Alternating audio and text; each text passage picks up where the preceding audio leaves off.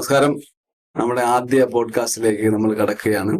ഇന്ന് നമുക്ക് കേരളത്തിൽ ഏറ്റവും കൂടുതൽ ചർച്ച ചെയ്യപ്പെടുന്ന ഏറ്റവും ബഹുമാന്യനായ ഭാരതീയ ജനതാ പാർട്ടിയുടെ MLA, ചാത്തന്നൂരിന്റെ MLA Shri BB Gopakumar സാറാണ് നമ്മളോടൊപ്പം പോഡ്കാസ്റ്റിലുള്ളത്. നമുക്കറിയാം, കേരളത്തിൽ 140 MLA മാരുണ്ടെങ്കിലും ഏറ്റവും കൂടുതൽ ചർച്ച ചെയ്യപ്പെട്ട, ഏറ്റവും കൂടുതൽ ശ്രദ്ധ നേടിയ, ആദ്യ പ്രസംഗത്തിലൂടെ തന്നെ നിയമസഭയിൽ അദ്ദേഹത്തിന്റെ സാന്നിധ്യം അറിയിച്ച ആ ബഹുമാനപ്പെട്ട നമ്മുടെ ഏറ്റവും പ്രിയങ്കരനായ BB ഗോപകുമാർ സാറിന് അദ്ദേഹത്തെ ഈ പോഡ്കാസ്റ്റിലേക്ക് വളരെ സ്നേഹപൂർവ്വം സ്വാഗതം ചെയ്തു. നമസ്കാരം സാർ. നമസ്കാരം. നിയമസഭയിൽ നമുക്ക് 3 MLA മാരാണ് ലഭിച്ചത്. 140 പേരിൽ 3 പേര് ഭാരതീയ ജനതാ പാർട്ടിയുടെ ആണ്. അതിൽ ഏറ്റവും ശ്രദ്ധേയമായ വിജയം ചാത്തന്നൂരിൽ നിന്നാണ് ലഭിച്ചത്. 2016-ലും 21-ന് ശേഷം, അപ്പൊ 16-ല് സാറ് വരുമ്പോ വളരെ വലിയ ഒരു നേട്ടമാണ് പാർട്ടിക്കുണ്ടായത്. അന്ന് നേടിയ വോട്ട് തൊട്ടടുത്ത 2021-ലും ജയിക്കുമെന്ന് നമ്മൾ എല്ലാവരും പ്രതീക്ഷിച്ചു. 10 വർഷത്തെ ഇടവേള 2026-ൽ അത് സാധിക്കുകയും ചെയ്തു. അപ്പൊ ആ വിജയത്തെ കുറിച്ച് സാറിന് പറയാനുള്ളത് എന്താണ്? 2016-ല് തികച്ച ഔചാരികമായി BJP-യുടെ സ്ഥാനാർത്ഥിയാവും. 2011-ലെ തെരഞ്ഞെടുപ്പിൽ 3000 വോട്ട് ലഭിച്ചിടത്തു നിന്ന് 33,000 വോട്ടിലേക്ക് മാറുന്നു. 10 ഇരട്ടിയുടെ വർധനവ്. സംഘപരിവാർ പ്രസ്ഥാനങ്ങളുടെ ഒരു കൂട്ടായ പരിശ്രമം. ആ തരത്തിൽ ചാത്തന്നൂരിലെ ജനങ്ങൾ ഒരു മാറി ചിന്തയ്ക്ക് തുടക്കം കുറിച്ചു എന്നാണ് റിസൾട്ട് സൂചിപ്പിക്കുന്നത്. സാധ്യതയുണ്ട്. 2 മുന്നണികൾക്ക് ബദലായി BJP നേതൃത്വം കൊടുക്കുന്ന NDA സഖ്യം വരണം എന്നതിന്റെ ആദ്യ സൂചനയാണ് നമുക്ക് അവിടെ കാണുന്നത്. 21-ലേക്ക് വരുമ്പോൾ നമ്മൾ വീണ്ടും 10,000 വോട്ട് വർദ്ധിപ്പിക്കുന്നു. 42,000-ലേക്ക് വോട്ടിലേക്ക് മാറും. ഇപ്പോഴത്തെ തെരഞ്ഞെടുപ്പ്, 3ാമത്തെ തെരഞ്ഞെടുപ്പ്, വീണ്ടും 10,000 വോട്ട് വർദ്ധിച്ച് 52,000 വോട്ട് വിജയത്തിലേക്ക്. അപ്പോൾ ചാത്തന്നൂർ നിയമസഭാ മണ്ഡലത്തിൽ അത്തരത്തിലൊരു സ്വീകാര്യതയിലേക്ക് മാറുന്നു എന്നുള്ള സൂചനയാണ് ഈ 3 തെരഞ്ഞെടുപ്പിൽ നമുക്ക് കാണുന്നത്. ഈ തെരഞ്ഞെടുപ്പില് നമ്മൾ 2016 മത്സരിച്ച് നമ്മൾ മാറി നിൽക്കുകയല്ല. തുടർച്ചയായിട്ട് ജനകീയ വിഷയങ്ങളിൽ ഇടപെടാൻ പറ്റുന്നിടത്തൊക്കെ ഇടപെട്ടുകൊണ്ട് അവരുടെ സുഖദുഃഖങ്ങളിൽ പങ്കാളിയാക്കിക്കൊണ്ട് പാർട്ടി പ്രവർത്തനങ്ങളിൽ സജീവമായിക്കൊണ്ട് നമ്മൾ ആൾക്കാരുടെ കാര്യങ്ങൾ ഇടപെടുകയാണ്. സ്വാഭാവികമായി 21-ല് വീണ്ടും നമ്മൾ വിജയം പ്രതീക്ഷിച്ചു. നമ്മൾ പരാജയപ്പെട്ടു. വീണ്ടും ജനങ്ങളോടൊപ്പം നിന്നു. എന്റെ 4 പതിറ്റാണ്ടിലെ പൊതുപ്രവർത്തന രംഗത്ത് ചാത്തന്നൂർ ജനങ്ങൾ നൽകിയിട്ടുള്ള വലിയ പിന്തുണയുണ്ട്. 95-2000 ചാത്തന്നൂർ ഗ്രാമപഞ്ചായത്ത് എന്റെ സ്വന്തം പാർട്ടി എന്ന ഗ്രാമപഞ്ചായത്താണ്. മറ്റ് മേഖലകളിൽ ആ മേഖലകളിലൊക്കെ എനിക്ക് ലഭിച്ചുള്ള സ്വീകാര്യതയുണ്ട്. SNDP യൂണിയന്റെ ചാത്തന്നൂർ യൂണിയൻ പ്രസിഡന്റാണ്. ചാത്തന്നൂർ SN ഹയർ സെക്കൻഡറി സ്കൂളിന്റെ പ്രഥമാധ്യാപകനായി എന്റെ ചുമതല വഹിച്ചുകൊണ്ട് 19 വർഷം അവിടെ പ്രവർത്തിക്കാനുള്ള അവസരം ലഭിച്ചിട്ടുണ്ട്. 1000-ലധികം വിദ്യാർത്ഥികൾ പഠിക്കുന്ന ഒരു വിദ്യാഭ്യാസ സ്ഥാപനം. അങ്ങനെ പല മേഖലകളിലായിട്ട് നമ്മൾ ചാത്തന്നൂരിൽ നിന്നുകൊണ്ട് തന്നെ പ്രവർത്തിച്ച് തുടർച്ചയായിട്ടുള്ള പ്രവർത്തനം, BJP-യുടെയും സംഘപരിവാർ പ്രസ്ഥാനവുമായി ബന്ധപ്പെട്ടുള്ള സംഘടനാ പ്രവർത്തനം, ഇതെല്ലാം നമുക്ക് ചാത്തന്നൂരിൽ ചാത്തന്നൂർ നിയമസഭാ മണ്ഡലത്തിൽ ലഭിച്ചിട്ടുള്ള അംഗീകാരമാണ്. ആ അംഗീകാരം എന്ന രീതിയിൽ തന്നെയാണ് 16 മുതലുള്ള തെരഞ്ഞെടുപ്പിൽ ജനങ്ങളുടെ ഭാഗത്തു നിന്നുള്ള പിന്തുണ കിട്ടുകയും 3ാം തെരഞ്ഞെടുപ്പിൽ വിജയിപ്പിക്കണം എന്ന് ജനങ്ങൾ ആഗ്രഹിച്ചു. ആ ഒരു മാറ്റത്തിന്, 16-ൽ തുടങ്ങിയ മാറ്റത്തിന് 26-ലേക്ക് എത്തുമ്പോൾ സാക്ഷാത്കാരത്തിലേക്ക് മാറുന്നു. ജനങ്ങളോടൊപ്പം നിന്ന് പ്രവർത്തിക്കുക, അവരുടെ ആവശ്യങ്ങൾ കണ്ടറിഞ്ഞതിൽ ഇടപെടുക, നമ്മുടെ നാടിന്റെ വികസന പ്രവർത്തനങ്ങളിൽ അവരോടൊപ്പം പങ്കാളിയാകുക. ജയിച്ചപ്പോൾ സാറ് പറഞ്ഞ വാക്കുകളാണ്. പ്രധാനമന്ത്രിയുടെ വാക്കുകൾ കടമെടുത്തുകൊണ്ട് ചാത്തന്നൂരിന്റെ പ്രധാന സേവകനായി. അതെ, പ്രധാനമന്ത്രി ആണ് നമ്മുടെ മുന്നിൽ ഒരു ആദർശ രൂപമായിട്ട് നമ്മുടെ മുന്നിൽ, ഒരു മാതൃകാ വഴികാട്ടിയായി നമ്മുടെ മുന്നിലുള്ളത്. അദ്ദേഹം അധികാരം ഏറ്റെടുത്തപ്പോൾ കണ്ടു, തൊട്ട് വണങ്ങിക്കൊണ്ട് ലോകസഭാ മന്ദിരത്തിലേക്ക് ഞാൻ ഈ രാജ്യത്തിന്റെ പ്രധാന സേവകനാണ്. ഏതൊരു ഭരണാധികാരിയുടെയും മനസ്സിൽ വരേണ്ട ചിന്തയാണ്, ഞാൻ എന്നെ തെരഞ്ഞെടുക്കപ്പെട്ടത് ആ തെരഞ്ഞെടുക്കപ്പെട്ട ആ മണ്ഡലത്തിലെ അല്ലെങ്കിൽ ആ സംസ്ഥാനത്തിന്റെയും അല്ലെങ്കിൽ രാജ്യത്തിന്റെയും ജനങ്ങളോടാണ് എനിക്ക് വിധേയത്വം. അതുകൊണ്ടാണ് പ്രധാനമന്ത്രി അല്ല പ്രധാന സേവകൻ എന്ന് പറഞ്ഞത്. ആ വാക്ക് തന്നെ കടമെടുത്തുകൊണ്ടാണ് അവർ പറഞ്ഞത് തെരഞ്ഞെടുപ്പ് വിജയിച്ചത് ഞാൻ ചാത്തന്നൂരിന്റെ പ്രധാന സേവകനായിരിക്കും. പിന്നീട് നിയമസഭയിലെ സ്പീക്കർ സ്ഥാനത്തേക്ക് മത്സരിച്ചപ്പോഴും അതിനുശേഷം നടത്തിയ പ്രസംഗം. അപ്പൊ അത് കേരളത്തില് എല്ലാവരും ഏറ്റെടുത്തൊരു പ്രസംഗമായിരുന്നു. അത്തരത്തില് സാറിന് അത് പ്രസന്റ് ചെയ്യാൻ മുൻകൂട്ടി എന്തെങ്കിലും അത് അപ്പോഴും സാറ് സ്പോണ്ടേനിയസ് ആയിട്ട് സംസാരിക്കുകയായിരുന്നു. സ്പോണ്ടേനിയസ് സാർ ഒന്ന് നിയമസഭാ സ്പീക്കർ സ്ഥാനാർത്ഥിയായിട്ട് മത്സരിക്കുന്നത് പാർട്ടി തീരുമാനിക്കുന്നത്. ഇതിനു മുമ്പ് ഒരംഗം മാത്രമായിരുന്നു, ഏറെ ആദരനായ ശ്രീ ഒ രാജഗോപാലേട്ടനായിരുന്നു നമ്മുടെ MLA. അതിനുശേഷം അടുത്ത തെരഞ്ഞെടുപ്പിൽ പരാജയപ്പെട്ടു. പാർട്ടിക്ക് ആദ്യമായിട്ടാണ് 3 MLA-മാർ കേരള നിയമസഭയിൽ ഉണ്ടാകുന്നത്. പാർട്ടി നിയമസഭാ കക്ഷി നേതാവായിട്ട് തെരഞ്ഞെടുക്കപ്പെടും. സ്വാഭാവികമായിട്ടും നിയമസഭാ കക്ഷി നേതാവ് എന്ന രീതിയിൽ നമുക്ക് പാർട്ടി ഏൽപ്പിച്ച വലിയൊരു ഉത്തരവാദിത്തമുണ്ട്. നിയമസഭാ സ്പീക്കർ സ്ഥാനത്തേക്ക് മത്സരിക്കണമെന്ന് പാർട്ടി നിർദ്ദേശിക്കുന്നു, മത്സരിക്കുന്നു. തുടക്കത്തിൽ കേരള നിയമസഭയുടെ കീഴ്വഴക്കം എന്ന് പറയുന്നത് 2 മുന്നണികൾ മാത്രമേ ഉള്ളൂ. മൂന്നാമതൊരാളില്ല. അവിടെ 3 പേർ വന്നു. കേരള നിയമസഭയിലെ യഥാർത്ഥ പ്രതിപക്ഷം നമ്മളാണല്ലോ, BJP ആണല്ലോ. BJP നേതൃത്വം NDS ഒക്കെയാണ്. കാര്യം മറ്റ് 2 മുന്നണികളും കാലാകാലങ്ങളായി ഒത്തുതീർപ്പ് രാഷ്ട്രീയത്തിൽ പോകുന്നവരാണ്. അങ്ങോട്ടും ഇങ്ങോട്ടും ആരോപണ പ്രത്യാരോപണം നടത്തും. അധികാരത്തിൽ വരുമ്പോൾ പ്രതിപക്ഷത്തിരുന്നപ്പോൾ എന്താണോ പറഞ്ഞത് അത് വിസ്മരിക്കുക, അവരെ സഹായിക്കുക. എത്രയോ കേസുകൾ നമ്മുടെ മുന്നിലുണ്ട് അവർ അങ്ങോട്ടും ഇങ്ങോട്ടും ഉന്നയിച്ചത്. അതൊന്നും തെളിയിക്കപ്പെട്ടിട്ടില്ല. അതുകൊണ്ട് തന്നെ സ്പീക്കർ തെരഞ്ഞെടുപ്പ് മത്സരിച്ചപ്പോൾ സ്പീക്കറുടെ തന്നെ വാക്കുകൾ കടമെടുത്തുകൊണ്ട് അദ്ദേഹം നിയമസഭയിൽ നടത്തിയ ഒരു പ്രസംഗമുണ്ട്. രേഖകളിൽ കാണില്ല എന്ന അദ്ദേഹത്തിന്റെ പ്രസംഗത്തെ ഇടപെട്ടുണ്ടെന്ന് സ്പീക്കർ പറഞ്ഞപ്പോൾ അദ്ദേഹം പറഞ്ഞിട്ട്, ഞാൻ ജനങ്ങൾക്ക് വേണ്ടിയാണ് പറയുന്നത്, അത് രേഖകൾ ഉണ്ടാവണം എന്നതിനപ്പുറം ജനം ശ്രദ്ധിക്കപ്പെടണം. അദ്ദേഹത്തിന്റെ തന്നെ വാക്കുകൾ കടമെടുത്തുകൊണ്ടാണ് പറഞ്ഞത്, കേരള നിയമസഭയിൽ ഞങ്ങൾ 3 പേർ, ഞങ്ങളാണ് യഥാർത്ഥ പ്രതിപക്ഷം. അതുകൊണ്ട് തന്നെ ജനങ്ങൾക്ക് വേണ്ടി ഞങ്ങൾ പറയുന്ന ശബ്ദം കേരള നിയമസഭയിൽ ഉണ്ടാകാനുള്ള അവസരം സ്പീക്കർ നൽകണം. ആ സമയം സ്പീക്കർ നൽകണം എന്ന അഭ്യർത്ഥനയാണ് അന്ന് ആദ്യ പ്രസംഗത്തിൽ അദ്ദേഹത്തിന് തന്നെ വാക്കുകൾ ഉദ്ധരിച്ചു. അതാണ് വേണ്ടത്. കേരള നിയമസഭയിൽ 3 പേരുണ്ട്. ചാത്തന്നൂരിൽ ഒരു മാറ്റം ആഗ്രഹിച്ചതുപോലെ, കഴക്കൂട്ടത്തിൽ നേമത്തും ആഗ്രഹിച്ചതുപോലെ, കേരളം ഒരു മാറ്റത്തിന് കാതോർക്കുമ്പോൾ ജനപക്ഷത്ത് നിന്ന് സംസാരിക്കുന്ന 3 പേരുടെ ശബ്ദം കേരള നിയമസഭയിൽ ഉണ്ടാവണം. അതിനുള്ള സമയം ഉണ്ടാവണം. എങ്കിൽ മാത്രമേ ജനപക്ഷ താല്പര്യങ്ങൾ കേരള നിയമസഭയിൽ ഉന്നയിക്കാൻ പറ്റൂ. അതാണ് നമ്മൾ അതിലൂടെ ഉന്നയിച്ചത്. ഈ സമയം അനുവദിക്കുക എങ്ങനെയാണ് സാർ നിയമസഭയെ ബന്ധപ്പെട്ട്? കേരള നിയമസഭയുടെ കീഴ്വഴക്കം അനുസരിച്ചിട്ട് രാഷ്ട്രീയ പാർട്ടികളുടെ നിയമസഭാ അംഗങ്ങളുടെ എണ്ണത്തിനനുസരിച്ച് സ്പീക്കറാണ് സമയം തീരുമാനിക്കുന്നത്. മറ്റു 2 പേർ, ബഹുമാനായ പാർട്ടിയുടെ സംസ്ഥാന അധ്യക്ഷൻ, മുൻ അധ്യക്ഷൻ ശ്രീ രാജീവേട്ടനും ശ്രീ മുരളിയേട്ടനും, അവർ 2 പേരും ദീർഘകാലം രാജ്യസഭയിൽ ഉണ്ടായിരുന്നവരാണ്. ഞങ്ങൾ 3 പേരും കൂടി സ്പീക്കറെ കണ്ടായിരുന്നു. അവിടെ രാജ്യസഭയിലും ലോകസഭയിലും പാർട്ടിക്കാണ് സമയം അനുവദിക്കുന്നത്. ശരിയാണ്, ഇപ്പൊ ലോകസഭയിലും രാജ്യസഭയിലും BJP-ക്കാണ് ഏറ്റവും കൂടുതൽ അംഗങ്ങളുള്ളത്. ഏറ്റവും കൂടുതൽ അംഗം സംസാരിക്കാനുള്ള അവസരം ലഭിക്കുന്ന എണ്ണത്തിനനുസരിച്ച് BJP-ക്കാണ്. ഇപ്പുറത്ത് പ്രതിപക്ഷ നിരയുണ്ട്, അവർക്കും സമയം അനുവദിക്കുന്നു. അവിടെ പാർട്ടിക്കാണ് സമയം അനുവദിക്കുന്നത്. പാർട്ടിയാണ് തീരുമാനിക്കുന്നത് ഏതംഗം എത്ര മിനിറ്റ് സംസാരിക്കണം. കേരള നിയമസഭയുടെ കീഴടക്കം അങ്ങനെയല്ല. ഇവിടെ BJP-ക്ക് 10 മിനിറ്റ്, ഓരോ ദിവസവും 3 മിനിറ്റോ 2 മിനിറ്റോ ഒക്കെ വെച്ച് സ്പീക്കർ സമയം അനുവദിക്കുന്നു. ഈ കീഴ്വഴക്കത്തിന് മാറ്റം വന്നിട്ട് ലോകസഭയിലെയും രാജ്യസഭയിലെയും പോലെ കേരള നിയമസഭയിലും പാർട്ടിക്ക് സമയം അനുവദിക്കണം. പാർട്ടി നമുക്ക് മൊത്തം 11 മിനിറ്റ് കിട്ടുന്നു, 3 പേർക്ക് കൂടി. പാർട്ടി തീരുമാനിക്കുന്നു ഈ 11 മിനിറ്റ് ആര് സംസാരിക്കണം.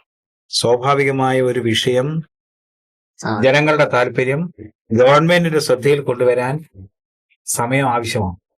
അപ്പൊ അത് നമ്മൾ നിയമസഭാ സ്പീക്കറുടെ മുന്നിൽ, ബഹുമാന കേരളത്തിന്റെ മുഖ്യമന്ത്രിയുടെ മുന്നിൽ, പാർലമെന്ററി കാര്യ വകുപ്പിന്റെ ചുമതലയുള്ള മന്ത്രിയുടെ മുന്നിലൊക്കെ ഞങ്ങൾ പറഞ്ഞു. ഞങ്ങൾ 3 പേരും കൂടി ഒരുമിച്ചാണ് പറഞ്ഞത്. ആ മോഡലിലേക്ക് മാറ്റണം. കീഴ്വഴക്കം തുടർച്ചയായി കൊണ്ടുപോകാനുള്ളതല്ലോ. ഓരോ കാലഘട്ടത്തിനനുസരിച്ച് നിയമസഭയ്ക്കകത്ത് ജനപ്രാതിനിധ്യത്തിന്റെ അനുസരിച്ച് മാറേണ്ടതുണ്ട്. ഇപ്പൊ BJP-ക്ക് 30 ലക്ഷം വോട്ടുണ്ട് മൊത്തത്തില്. ഇതിന്റെ പകുതി വോട്ടില്ലാത്തവർക്ക് നിയമസഭാ അംഗങ്ങളുടെ എണ്ണം കൂടുതലുണ്ട്. പക്ഷേ ജനങ്ങൾ കൂടുതൽ ആർക്കാണ് വോട്ട് ചെയ്തിട്ടുള്ളത്? നമുക്കാണ്.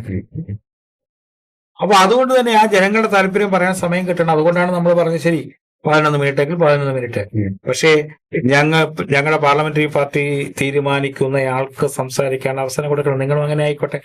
ഇപ്പൊ 63 അംഗങ്ങളുള്ള കോൺഗ്രസ് പാർട്ടിയുടെ ഒരു അംഗത്തിന് ചിലപ്പോൾ 14 മിനിറ്റ് വരെ സംസാരിക്കാം ഒരാൾക്ക്. അപ്പൊ മുഖ്യമന്ത്രിക്ക് എപ്പോഴും ഇടപെട്ട് സംസാരിക്കാം. പ്രതിപക്ഷ നേതാവിന് ആവശ്യം ഘട്ടങ്ങളിലൊക്കെ ഇടപെട്ട് സംസാരിക്കാം. അതിന് സമയം ഒരു വലിയ ബാധകമല്ല. ഒരു സമയം തീരുമാനിക്കപ്പെട്ടിട്ടുണ്ട്. ഇവിടെ വരുമ്പോഴത്തേക്ക് ഈ രീതിയിൽ സമയം അനുവദിക്കപ്പെട്ടാൽ ഈ പറയുന്ന ജനകീയ കാര്യങ്ങൾ നിയമസഭയിൽ ഉന്നയിക്കാൻ പറ്റില്ല. അതുകൊണ്ടാണ് നമ്മൾ തുടക്കത്തിൽ നിയമസഭാ സ്പീക്കർ തെരഞ്ഞെടുപ്പിലും ആ കാര്യം ശ്രദ്ധയിൽപ്പെടുത്തിയത്. തുടർന്ന് ഞങ്ങൾ 3 പേരും അതിനുവേണ്ടി പരിശ്രമിക്കുന്നത്. അനുകൂലമായ തീരുമാനം ഇപ്പൊ 2 മുന്നണി നമുക്കെതിരാണ്, BJPക്കെതിരാണ്. സ്വാഭാവികമായും BJPയുടെ ശബ്ദത്തെ കുറിച്ച് അവർക്ക് കണ്ടുണ്ടാവാം. ലാസ്റ്റ് സാറിന് 1 മിനിറ്റ് ആയിരുന്നു ഇപ്പൊ അവസാനം 1 മിനിറ്റ് സമയത്താണ് നേരത്തെ പറഞ്ഞതുപോലെ വിദേശ സംഭാവനകളുമായി ബന്ധപ്പെട്ടുള്ള കാര്യങ്ങൾ പറഞ്ഞപ്പോൾ ഈ മദനിയെക്കുറിച്ചുള്ള പരാമർശം നടത്തിയപ്പോൾ അങ്ങനെയും ഈ സഭയിൽ നടത്തിയിട്ടുണ്ട്.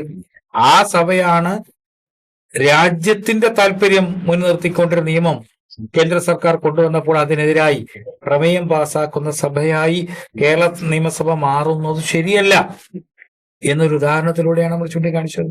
നമുക്കവിടെ ശബ്ദിക്കാൻ ആളായി. അതുപോലെ നിയമസഭാ രേഖകളിൽ നിന്ന് നീക്കം ചെയ്യുക എന്ന് പറയുന്ന കീഴ്വഴക്കം ശരിയാണോ എന്നും കൂടി നമ്മൾ ചിന്തിക്കേണ്ടിയിരിക്കുന്നു. അത് സ്പീക്കറുടെ വിവേചനാധികാരത്തിൽപ്പെട്ട കാര്യമാണ്. അത് നമ്മൾ അദ്ദേഹത്തിന് വിവേചനാധികാരം അത് മാറ്റിയെങ്കിലും ഇപ്പം കേരളം മൊത്തം അത് ചർച്ചയായി. അത് ജനം ഏറ്റെടുത്തിട്ട് നമ്മൾ പറഞ്ഞിട്ടുള്ള കാര്യത്തെ സംബന്ധിച്ച് എന്തുമാത്രം സ്വീകാര്യത ലഭിച്ചിട്ടുള്ളതെന്ന് സോഷ്യൽ മീഡിയ പരിശോധന നമ്മൾ അറിയാം. സോഷ്യൽ മീഡിയയിൽ ഞാൻ മനസ്സിലാക്കിയെടുത്തോളം ഏതാണ്ട് 30 ലക്ഷത്തിലധികം ആൾക്കാർ അത് കേട്ടിട്ടുണ്ട്. അത്രയധികം ആൾക്കാർ അത് ഷെയർ ചെയ്തിട്ടുണ്ട്. അപ്പോൾ ഉന്നയിക്കപ്പെട്ട വിഷയത്തിൽ ശരിയുണ്ട് എന്നുള്ള ചിന്തയാണ് അത് കാണിക്കുന്നത്.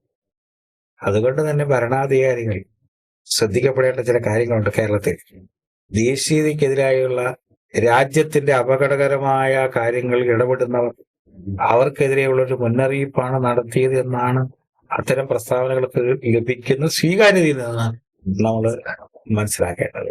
ഇരിപ്പിടം എങ്ങനെയാണ് തീരുമാനിക്കപ്പെടുന്നത്? ഈ ഇരിപ്പിടം പണിനിരയിലെ ഭരണകക്ഷിയുടെ മുഖ്യമന്ത്രി അടക്കമുള്ള മന്ത്രിമാർ, ഇപ്പുറത്ത് അതാത് പാർട്ടിയുടെ നിയമസഭാ കക്ഷി നേതാക്കന്മാർ, ആദ്യ റോയില് ഫസ്റ്റ് ഡെപ്യൂട്ടി സ്പീക്കർ, തൊട്ടുപുറം CPM-ന്റെ നിയമസഭാ കക്ഷി നേതാവ് ശ്രീ പിണറായി വിജയനാണ്. അദ്ദേഹമാണ് പ്രതിപക്ഷ നേതാവ്.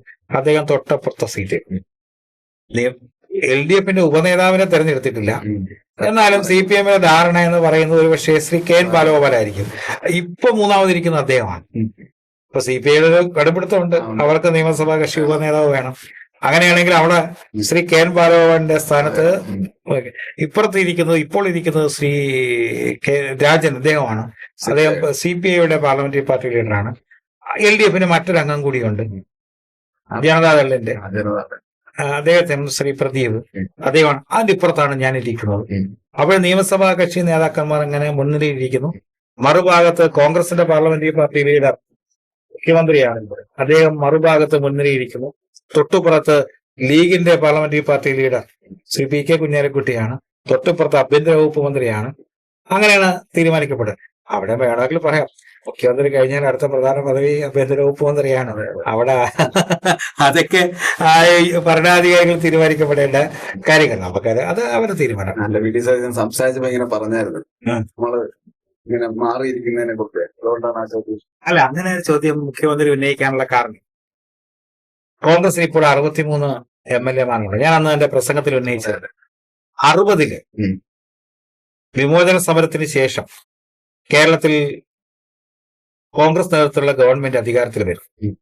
അന്ന് PSP എന്ന് പറയുന്ന കക്ഷിയുണ്ട്. അന്ന് ഇതേപോലെ കോൺഗ്രസിന് 63 അംഗങ്ങളായിരുന്നു. പക്ഷേ ശ്രീ R ശങ്കറിന്, കോൺഗ്രസ് നേതാവിന്, കോൺഗ്രസിന്റെ പാർലമെന്ററി പാർട്ടി ലീഡറിന് അന്ന് ആദ്യം ഇത്രയധികം അംഗങ്ങൾ ഉണ്ടായിട്ടും കോൺഗ്രസ് പാർട്ടിക്ക് തനിച്ചു ഭൂരിപക്ഷം ഉണ്ടാക്കി കൊടുത്ത KPC പ്രസിഡന്റ് ആയിരുന്നിട്ട് കൂടിയും ശ്രീ R ശങ്കറിന് മുഖ്യമന്ത്രിയാവാൻ പറ്റിയില്ല.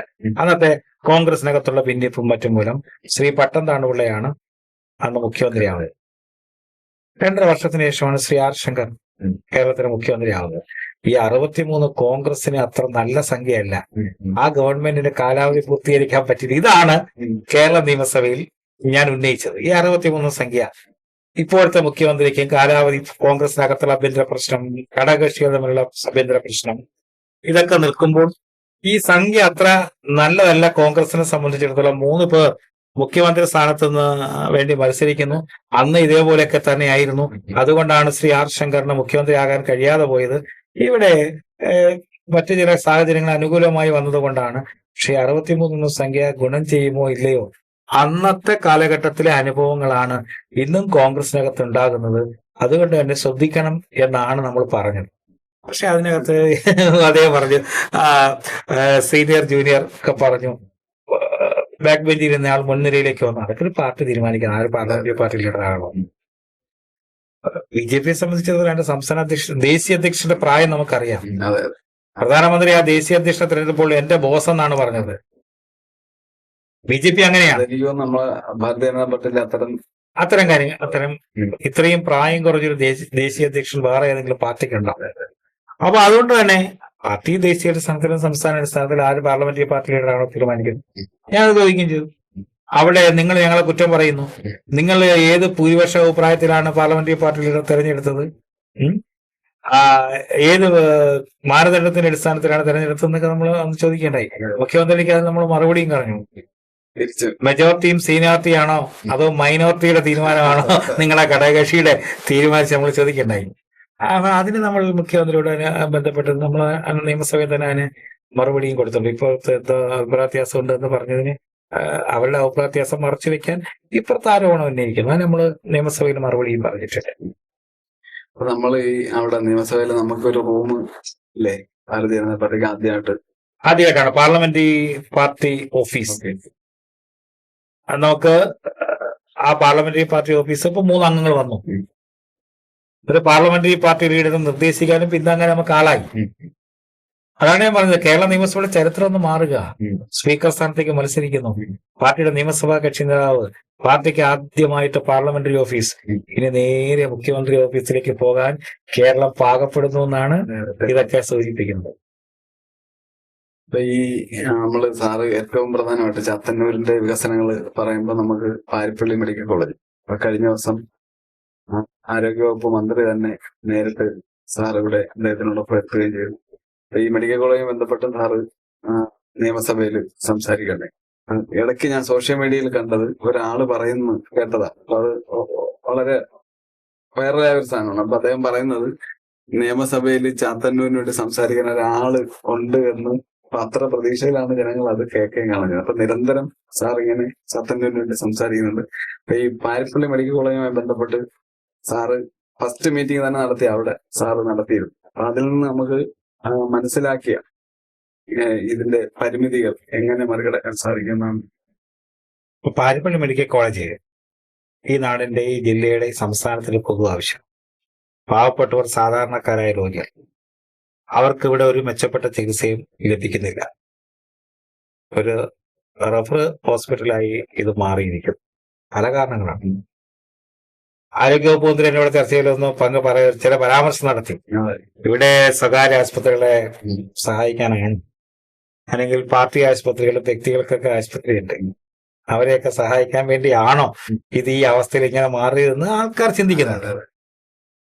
അതുകൊണ്ട് തന്നെ പാവപ്പെട്ട സാധാരണക്കാർ ആശ്രയിക്കുന്ന ഈ ജില്ലയിലെ ഏക മെഡിക്കൽ കോളേജ് തിരഞ്ഞെടുക്കപ്പെട്ടതിന് ശേഷം കലുവാക്കൽ ഗ്രാമപഞ്ചായത്തിലെ BJP ജനപ്രതിനിധികൾ അടക്കമുള്ള പൊതുപ്രവർത്തകരുമായിട്ട് നമ്മൾ അവിടെ ഇരുന്നു. ഉദ്യോഗസ്ഥന്മാരുമായും ഒക്കെ ചർച്ച ചെയ്തു എന്ത് മാറ്റമാണ് വേണ്ടത്. തുടർന്ന് 3 തവണ MLA എന്ന രീതിയിൽ പാരിപ്പള്ളി മെഡിക്കൽ കോളേജിന്റെ അടിസ്ഥാന വികസന പ്രവർത്തനങ്ങൾക്കും അവിടെ എത്തുന്ന രോഗികൾക്ക് മെച്ചപ്പെട്ട ചികിത്സാ സംവിധാനം എങ്ങനെ ഒരുക്കാമെന്നതിനെ സംബന്ധിച്ചും ചർച്ച നടത്തി. അതിനുശേഷം കേരള നിയമസഭയിൽ ഇതുമായി ബന്ധപ്പെട്ട് ഞാൻ ഉന്നയിക്കുകയുണ്ടായി. നിയമസഭയുടെ പ്രസംഗത്തെ പാരിപ്പള്ളി മെഡിക്കൽ കോളേജ് ഗവർണർ നയപ്രഖ്യാപന പ്രസംഗത്തെ ചില മെഡിക്കൽ കോളേജുകളെ പരാമർശിച്ച് പരമദയനീയമാണ്. വയനാട്, കണ്ണൂർ മെഡിക്കൽ കോളേജൊക്കെ ഞാൻ കേരള നിയമസഭയിൽ പറഞ്ഞു. അതിനേക്കാൾ പരിതാപകരമാണ്. അടിസ്ഥാന സൗകര്യങ്ങളൊക്കെ ഉണ്ടെങ്കിലും ഒരു മെഡിക്കൽ കോളേജ് എന്ന രീതിയിൽ മാറുന്നില്ല. അതുകൊണ്ട് ആ ഒരു പരിഗണനയിലേക്ക് ഇത് വരണം എന്ന് പറഞ്ഞു. ഒപ്പം സംസ്ഥാന ആരോഗ്യ വകുപ്പ് മന്ത്രിയെ നേരിട്ട് കണ്ട് നിവേദനം കൊടുത്തു. ഇവിടുത്തെ ചർച്ചയിൽ 240 സ്റ്റാഫുകളുടെ കുറവ് ഒരു മെഡിക്കൽ കോളേജ് എന്ന രീതിയിൽ ഈ മെഡിക്കൽ കോളേജിനുണ്ട്. അതേ 240. നിയമസഭയിൽ ഇതുമായി ബന്ധപ്പെട്ട ചോദ്യം ചോദിച്ച് മറുപടി വാങ്ങിച്ചിട്ടുണ്ട്. അപ്പൊ അതുകൊണ്ട് തന്നെ ഈ പാരിപ്പള്ളി മെഡിക്കൽ കോളേജിന്റെ ഈ അവസ്ഥ നേരിട്ട് വന്ന് കണ്ട് മനസ്സിലാക്കി ഒരു പരിഹാര മാർഗം ഉണ്ടാകണമെന്ന് ബഹുമാനപ്പെട്ട ആരോഗ്യമന്ത്രിയോട് ആവശ്യപ്പെട്ടു. പക്ഷെ അതേ കാര്യമായിട്ട് എടുത്തോളൂ. യാഥാർത്ഥ്യം പോലെ പറയാം. അദ്ദേഹം നേരിട്ട് വരാമെന്ന് പറഞ്ഞു. വരുന്ന തീയതി അദ്ദേഹം അറിയിച്ചു. അപ്പൊ അതുകൊണ്ട് തന്നെ അദ്ദേഹത്തിന്റെ സാന്നിധ്യം ഉം. നേരിട്ട് കണ്ട് മനസ്സിലാക്കിയപ്പോഴൊക്കെ ചില കാര്യങ്ങൾ അദ്ദേഹത്തിന് ബോധ്യപ്പെട്ടിട്ടുണ്ടാവും. അതെ.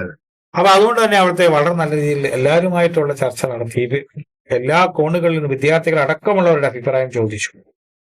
തുടർ നടപടികളിലേക്ക് തൊട്ടടുത്ത ദിവസം തന്നെ അദ്ദേഹം പോകാൻ ശ്രമിക്കുന്നുണ്ട്. ആ തുടർ നടപടികൾ ഉണ്ടാവുകയാണെങ്കിൽ ഇപ്പോൾ പാരിപ്പള്ളി മെഡിക്കൽ കോളേജിന്റെ ഒരവസ്ഥയ്ക്ക് ഒരു മാറ്റം ഉണ്ടാവും. 18 കോടി രൂപ ബഡ്ജറ്റിൽ വകയിരുത്തിയിട്ടുണ്ട്. ഇടക്കാല ബഡ്ജറ്റിൽ വകയിരുത്തിയിട്ടുണ്ട്. പോസ്റ്റുകൾ അനുവദിക്കാം എന്ന് തത്വത്തിൽ മന്ത്രി അംഗീകരിച്ചിട്ടുണ്ട്. നൂതന കർമ്മതരും MRI സ്കാനിങ് മെഷീൻ അവിടെ വെച്ച് തന്നെ അദ്ദേഹം പറഞ്ഞു തൊട്ടടുത്ത ദിവസം തന്നെ അത് അനുവദിക്കാൻ വേണ്ടി ഏർപ്പാടാക്കും. അവിടുത്തെ AC സംവിധാനം ESI മെഡിക്കൽ കോളേജിന്റെ സംവിധാനത്തിനാണ് ഒരുക്കിയിട്ടുള്ളത്. അതിപ്പോൾ പ്രവർത്തിക്കുന്നില്ല. അത് പ്രവർത്തനക്ഷമമാക്കാൻ ആവശ്യമായ ഇടപെടലുണ്ടാവും എന്നതടക്കം ഒരുപാട് കാര്യങ്ങൾ അദ്ദേഹത്തിന്റെ ശ്രദ്ധയിൽപ്പെടുത്തി അദ്ദേഹം മറുപടി പറഞ്ഞിട്ടുണ്ട്. ആ തുടർ നടപടികൾ ഉണ്ടായാൽ പാരിപ്പള്ളി മെഡിക്കൽ കോളേജ് സാധാരണക്കാർ ആഗ്രഹിക്കുന്നത് പോലെ അത്യാവശ്യം വേണ്ട അടിസ്ഥാന വികസന പ്രവർത്തനങ്ങളിലേക്ക് പോകാൻ കഴിയും. വേണ്ട സ്റ്റാഫുകളെ നിയമിക്കണമെന്ന് ഞാൻ അന്ന് പറഞ്ഞിട്ടുണ്ട്. ഏറ്റവും അടിയന്തരമായി ചെയ്യേണ്ട കാര്യങ്ങളെ കുറിച്ച് നമ്മൾ അദ്ദേഹത്തോട് പറഞ്ഞിട്ടുണ്ട്. അത് അടിയന്തരമായി തന്നെ പരിഹരിക്കും എന്നാണ് നമ്മുടെ പ്രതീക്ഷ.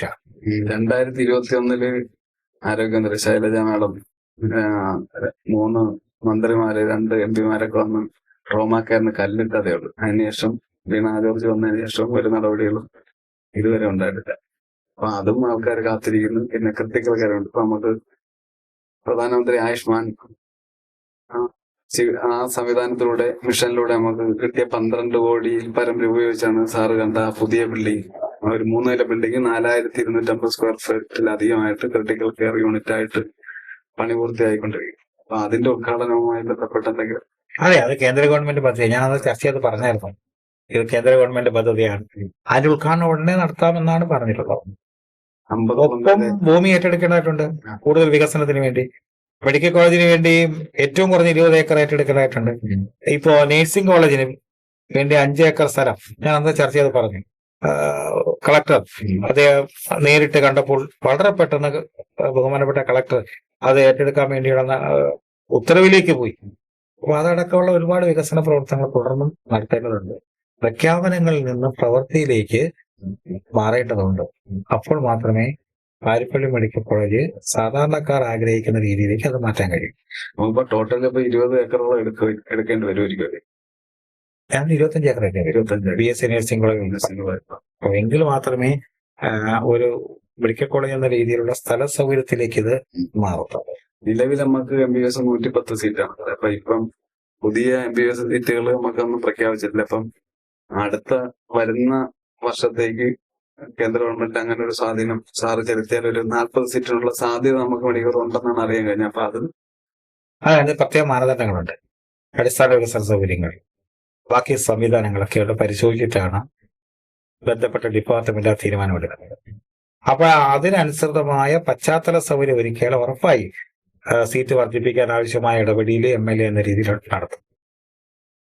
പിന്നെ നമ്മള് ചാത്തന്നൂരിന്റെ വികസനമായിട്ട് ബന്ധപ്പെട്ട് കാലങ്ങളായി വർഷങ്ങളായി നമ്മൾ കേട്ടുകൊണ്ടിരിക്കുന്ന നമ്മളെ പരവൂർ മേൽപ്പാലം, അതില് റെയിൽവേ, അപ്പൊ അതുമായി ബന്ധപ്പെട്ട് ജനങ്ങൾ വലിയ ആശങ്കയിലെ സാറിന്റെ പ്രതീക്ഷയോടുകൂടി സമീപിക്കുന്നുണ്ട്. അപ്പൊ അതില് നമുക്കൊരു കേന്ദ്ര സർക്കാർ പ്രധാനപ്പെട്ട റെയിൽവേ സ്റ്റേഷനുകളിൽ മേൽപ്പാലം നിർമ്മിക്കാൻ തീരുമാനിച്ചിട്ട് 3 വർഷമാകും. പ്രധാനമന്ത്രി തന്നെ പ്രഖ്യാപിച്ചൊരു പദ്ധതിയാണ് പരവൂർ ഒല്ലാൽ ഗേറ്റ് മേൽപ്പാലം നിർമ്മാണം. ആ നിർമ്മാണത്തിനുള്ള എല്ലാ തുകയും കേന്ദ്ര ഗവൺമെന്റിനാണ്. പക്ഷെ സ്ഥലം ഏറ്റെടുത്ത് കൊടുക്കേണ്ടത് സംസ്ഥാന ഗവൺമെന്റാണ്. തടസ്സമാണ് നേരിട്ട് നിലവിലുള്ളത്. അതിന്റെ എല്ലാ റെക്കോർഡും ഞാൻ എടുത്തു. അപ്പൊ അതിലിട്ടിരിക്കുന്ന സ്ഥലം ഏറ്റെടുക്കലിന് സംസ്ഥാനം ഇട്ടിരിക്കുന്ന എസ്റ്റിമേറ്റ് 18 കോടി രൂപയാണ്. നാളിതുവരെ MLA എല്ലാ വർഷവും പറയും പെട്ടെന്ന് പണി പൂർത്തീകരിക്കാൻ പോകുന്നു. നാളിതുവരെ ഒരു തുകയും അതിനു വേണ്ടി മാറ്റിവെച്ചിട്ടില്ല. ഏറ്റവും അവസാനം ബന്ധപ്പെട്ട ഡിപ്പാർട്ട്മെന്റ് ഗവൺമെന്റ് കൊടുത്ത കത്ത് ഇതിന് DPR തയ്യാറാക്കുന്നതിന് 5 ലക്ഷം രൂപ ചെലവാക്കിയിട്ടുണ്ട്, അതെങ്കിലും തരണം എന്ന് കാണിച്ച് ഡിപ്പാർട്ട്മെന്റിന് കൊടുത്ത കത്ത്, ആ കത്തിന് കോപ്പി എന്റെ കൈവശമുണ്ട്. അത് ബന്ധപ്പെട്ട എല്ലാവരെയും എടുത്തിട്ട് പറയുന്നതല്ലാതെ അത് പ്രവൃത്തി പദത്തിൽ കൊണ്ടുവരാൻ ആവശ്യമായ ഒരു തീരുമാനവും നാളിതുവരെ ഏറ്റെടുത്തിട്ടില്ല. അതുകൊണ്ട് തന്നെ നമ്മൾ ഏറ്റവും ആദ്യം വേണ്ടത് സംസ്ഥാന ഗവൺമെന്റിനെ കൊണ്ട് ഭൂമി ഏറ്റെടുക്കലാണ്. കേന്ദ്ര ഗവൺമെന്റ് ചെയ്യേണ്ടതെല്ലാം ചെയ്തിട്ടുണ്ട്. ആ ഭൂമി ഏറ്റെടുക്കൽ വേഗത്തിലാക്കിയെങ്കിൽ മാത്രമേ അത് യാഥാർത്ഥ്യമാകൂ.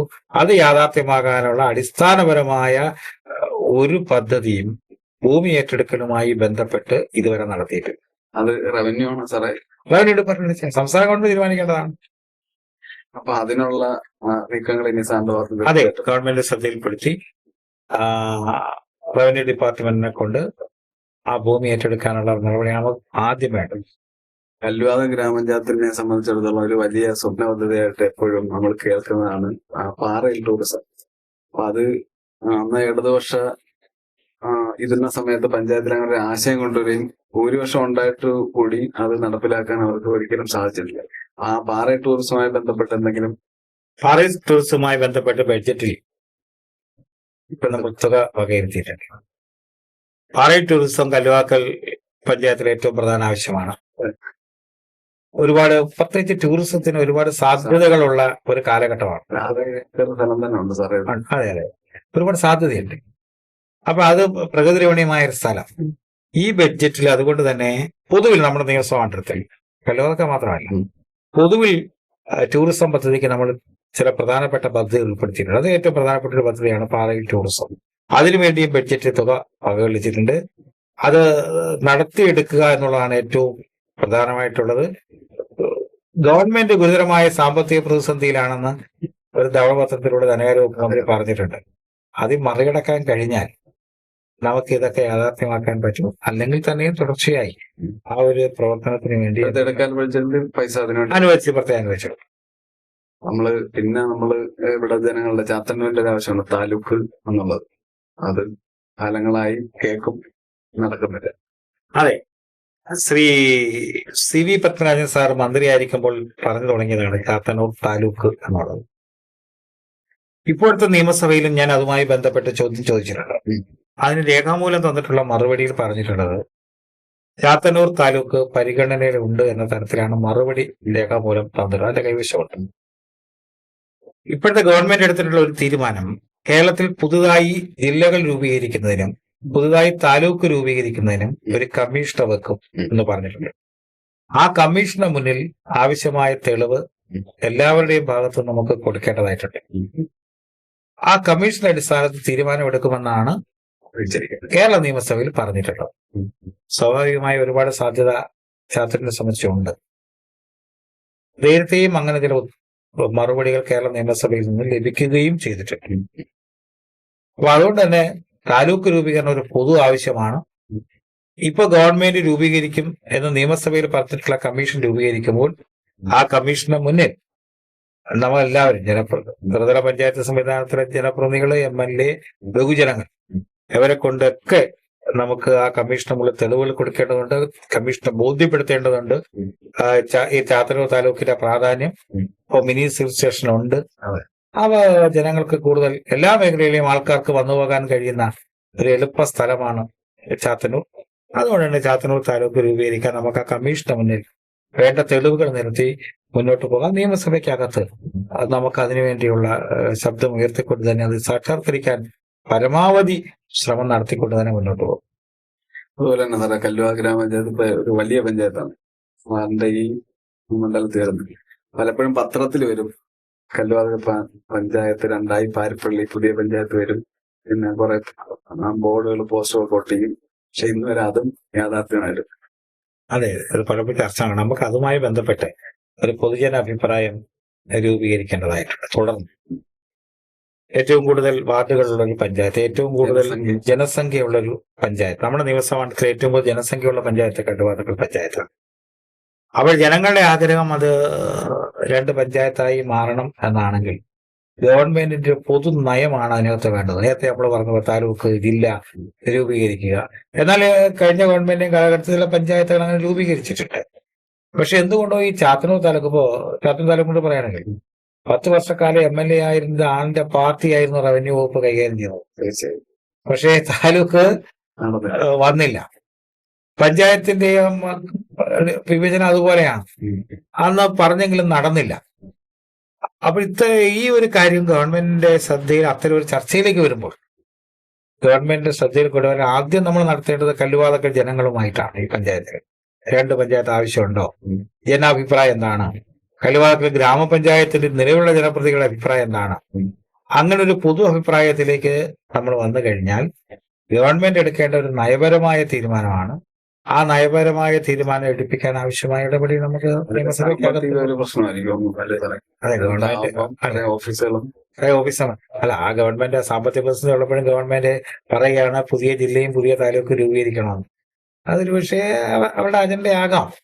അങ്ങനെയാണെങ്കിൽ പുതിയ താലൂക്കും പുതിയ ജില്ലയും രൂപീകരിക്കാൻ ഗവൺമെന്റ് മുന്നിട്ടിറങ്ങുകയാണെങ്കിൽ പഞ്ചായത്ത് രൂപീകരിക്കുന്നതിന് എന്താ കുഴപ്പം? അതിലും അപ്പം പ്രതീക്ഷ വയ്ക്കാം. അതെ, പൊതുജന അഭിപ്രായം നോക്കണം.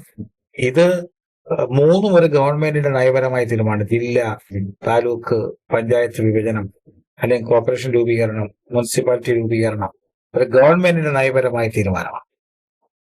ആ ഗവൺമെന്റിന്റെ നയപരമായ തീരുമാനത്തെ സ്വാധീനിക്കാൻ നിയമസഭയ്ക്കകത്തും പുറത്തും നമ്മൾ ഒരേ തരത്തിലുള്ള ഇടപെടൽ നടത്തും. ഇപ്പോഴത്തെ ഇടക്കാല ബഡ്ജറ്റിലെ സാധാരണ MLA കൊടുക്കുന്ന പ്രോജക്റ്റുകളും കാര്യങ്ങളും അല്ലെ കൂടുതലും വരുന്നതും ഇത്തവണ അത് കൂടുതൽ, അതായത് സാർ ആവശ്യപ്പെട്ട 80% പരം കാര്യങ്ങൾ അംഗീകരിച്ചതായിട്ടാണ് നമ്മൾ മനസ്സിലാക്കിയത്. പക്ഷെ അത് മറ്റു പാർട്ടിക്കാരത് വേറൊരു തരത്തിൽ ചിത്രീകരിക്കാൻ പലപ്പോഴും ശ്രമിക്കുമല്ലോ. അപ്പൊ അതിന്റെ യാഥാർത്ഥ്യം ബഡ്ജറ്റ് തയ്യാറാക്കുന്നതിന് തുടർച്ചയായിട്ട് കീഴ്വഴക്കം ഉണ്ടല്ലോ.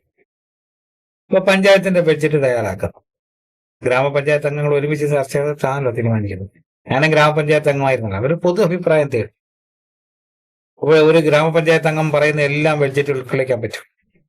അപ്പൊ അതുപോലെ തന്നെ ഇടക്കാല ബഡ്ജറ്റ് ജൂൺ 5-ാം തീയതിക്ക് മുമ്പ് തന്നെ നിർദ്ദേശം കൊടുക്കണമെന്ന് പറഞ്ഞു. ബഡ്ജറ്റിൽ എന്തൊക്കെ ഓരോ മണ്ഡലത്തിൽ വേണം എന്നതിനെ സംബന്ധിച്ച് സ്വാഭാവിക ഏതൊരു പാർട്ടിയായാലും ആദ്യം പാർട്ടിയുടെ അഭിപ്രായം എന്താണ്, അതിനകത്ത് എന്തൊക്കെ ആണ്. ബഹുജനങ്ങളുമായിട്ട് ചർച്ച നടത്തുക ഒരു ജനപ്രതിനിധി, ബന്ധപ്പെട്ട ഉദ്യോഗതലങ്ങളുടെ ചർച്ച നടത്തുക, ഇതൊക്കെ സ്വാഭാവികമാണ്. അത്തരത്തിൽ എല്ലാ ചർച്ചയും പൂർത്തീകരിക്കുകയും ചാത്തന്നൂർ നിയമസഭാ മണ്ഡലത്തിലെ വളരെ ഉയർന്ന ഉദ്യോഗസ്ഥന്മാർ, റിട്ടയർഡ് ചെയ്ത ഉദ്യോഗസ്ഥന്മാർ അടക്കം സാധാരണക്കാരായ ആൾക്കാരിൽ നിന്ന് പരിമിതമായ സമയത്തിനുള്ളിൽ നിന്നുകൊണ്ട് വേണ്ട കാര്യങ്ങളൊക്കെ ചോദിച്ചറിഞ്ഞിട്ടാണ് ബഡ്ജറ്റ് പ്രപ്പോസൽ കൊടുത്തിട്ടുള്ളത്. ധനകാര്യ വകുപ്പിന്റെ ചുമതല വഹിക്കുന്നത് കേരളത്തിന്റെ മുഖ്യമന്ത്രിയാണ്. നിയമസഭാ കക്ഷിയുടെ നേതാവ് എന്ന രീതിയിലും അത്തരത്തിലുള്ള ബന്ധം നമുക്ക് പല കമ്മിറ്റികൾ അദ്ദേഹമായിട്ടുണ്ട്. അദ്ദേഹത്തോട് നല്ലൊരു സമീപനം നമ്മുടെ മണ്ഡലത്തിൽ കേരള മുഖ്യമന്ത്രി സ്വീകരിച്ചത്. അപ്പോൾ അദ്ദേഹത്തോട് പറഞ്ഞപ്പോഴും അദ്ദേഹത്തിന്റെ ബന്ധപ്പെട്ട ഡിപ്പാർട്ട്മെന്റിൽ കൊടുക്കുന്നതോടൊപ്പം തന്നെ അദ്ദേഹത്തിന്റെ പ്രൈവറ്റ് സെക്രട്ടറികൾക്ക് ഒത്തുകൊടുക്കാം. അതാണ് പരമാവധി നമ്മൾ കൊടുത്ത പ്രപ്പോസലിൽ ഇത് ഉൾപ്പെട്ടിട്ടുണ്ട്. അത് നമുക്ക് നമ്മുടെ നിയമസഭാ മണ്ഡലത്തിൽ നല്ല രാഷ്ട്രീയ ഒരു ഭാഗത്തുള്ളപ്പോഴും രാഷ്ട്രീയത്തിന് അതീതമായി ചിന്തിക്കേണ്ട ചില കാര്യങ്ങൾ. അപ്പൊ അത്തരം കാര്യങ്ങളിൽ നമ്മളോട് നല്ലൊരു സമീപനം സ്വീകരിച്ചിട്ടുണ്ട് യാഥാർത്ഥ്യമാണ്. അപ്പൊ അതുകൊണ്ട് തന്നെയാണ് വളരെ പെട്ടെന്ന് നമ്മൾ കൊടുത്തിരുന്ന നിർദ്ദേശങ്ങളെ അത്തരം കാര്യങ്ങൾ വന്നാൽ ഇപ്പൊ തീർത്ത് ആരേറ്റെടുത്താലും നമുക്ക് കുഴപ്പമില്ല. ഒരു ബഡ്ജറ്റ് തയ്യാറാക്കുന്നതിന്റെ പ്രോസസ് എന്താണെന്ന് അതെല്ലാവർക്കും അറിയാവുന്നവരാണ്. അത്തരം കാര്യങ്ങൾക്കൊന്നും ബാലിശമായ അത്തരം കാര്യങ്ങൾക്കൊന്നും നമ്മൾ മറുപടി പറയേണ്ട കാര്യമില്ല.